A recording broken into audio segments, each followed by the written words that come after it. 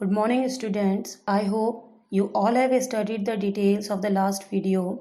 Today we continue with the same chapter, Chapter 1, How, When and Where. If you have gone through with the book, then timeline from 1885 AD to 1947 AD is given, that is event that occurred on that year. Now we'll continue. The next topic of the day is periodization of history. Firstly periodisation होता है समय के अनुसार बांटना. Periodisation is the process और study of categorising the past into discrete quantified named blocks of time. Discrete यानी अलग, quantified यानी जिसे आप माप सकें, which will be calculative. Periodisation एक ऐसी प्रोसेस होती है जिसके के द्वारा पास्ट को अलग अलग भागों में बांट दिया जाता है ताकि क्या हो, उस टाइम पीरियड के अकॉर्डिंग हम हिस्ट्री का जो पार्ट पढ़ना चाहते हैं, जिस पार्ट के बारे में पता करना चाहते हैं, that will be more easy for us. This is usually done in order to facilitate the study and analysis of the history. And history को ईजीली स्टडी करने के लिए, एनालिसिस करने के लिए ये सारे कार्य किए जाते हैं, उसे पीरियडाइजेशन में बांटा जाता है. If we talk about this, then periodization इसलिए किया जाता है क्योंकि हम पूरे हिस्ट्री को एक साथ नहीं पढ़ सकते हैं. History is all about the past and past have आप 20 ईयर्स से 30 ईयर्स, 50 ईयर्स, 1000 ऑफ ईयर्स में be there in the past. तो आप कहाँ तक पढ़ेंगे एंड कौन सा हिस्ट्री का पार्ट अपन पढ़ना चाहते हैं. तो उसके लिए क्या है, पीरियडाइजेशन इज़ द प्रोसेस जो उसको ईजी गोइंग बनाता है. ठीक है.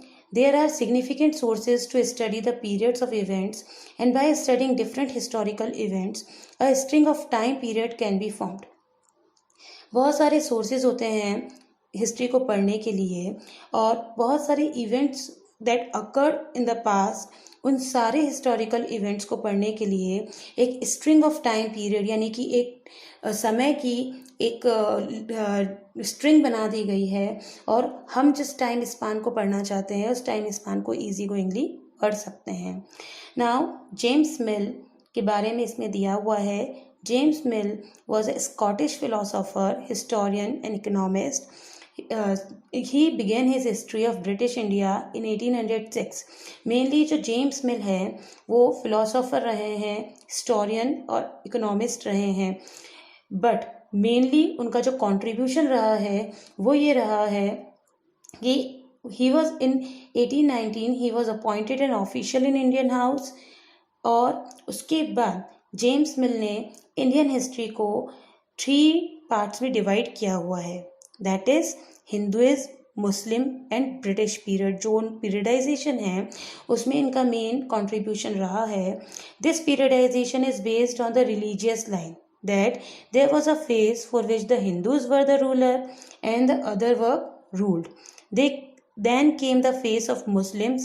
They ruled, and after that British came in India and they ruled. He had a colonial mind and thought Asians to have poorly civilized. He felt Europeans to be superior. James Mill के बारे में ये बात कही गई है कि उनका जो माइंडसेट था वो एक उपनिवेशवादी का था, यानी कि उनको रूलिंग क्राइटेरियाज थे, और वो ये सोचते थे कि जो एशियंस हैं, एशिया के जो लोग हैं वो पुअरली सिविलाइज्ड हैं, यानी असभ्य हैं. क्यों? वो यूरोपियंस को बेटर समझते थे. Why? Because he was from that area, that's why. Now it has been argued by many historians that it is not correct to periodize the Indian history on the basis of religion of the ruler. अब India में इसके जो scholars थे उन्होंने इस बात को नहीं माना. वाई? बिकॉज वो ये सोचते थे कि केवल ये इस तरह से पीरियडाइजेशन किया जाना कि हिंदुइज्म है, Hinduism period, Muslims period and British period, ये सही नहीं है. क्यों? क्योंकि जब मुस्लिम्स का रूलिंग था तब इंडिया में हिंदुइज्म रूलर भी थे, हिंदू रूलर भी थे, ब्रिटिश रूलर भी थे. तो इट इज़ नॉट नेसेसरी ना कि पर्टिकुलर हिंदुइज्म पीरियड है तो केवल हिंदू रूलर ही रहे, या मुस्लिम पीरियड है तो मुस्लिम रूलर ही रहे. तो इसके कारण से ये जो कैटेगराइजेशन किया गया इसे सही नहीं समझा गया. ठीक है. फिर क्या किया गया, फिर हमारे जो इंडियन स्कॉलर्स थे उन्होंने इंडियन हिस्ट्री को क्लासिफाइड किया। उन्होंने 3 पार्ट्स में क्लासिफाइड किया, that is ancient, medieval and modern. इस क्लासिफिकेशन की भी अपने प्रॉब्लम ये रहे कि हमने जो पीरियडाइजेशन किया वो किया वेस्ट कंट्रीज के अकॉर्डिंग, हमने वहाँ का देखा देखी किया, पर उनका ग्रोथ और डेवलपमेंट अलग था, हमारा ग्रोथ ऑफ डेवलपमेंट अलग था।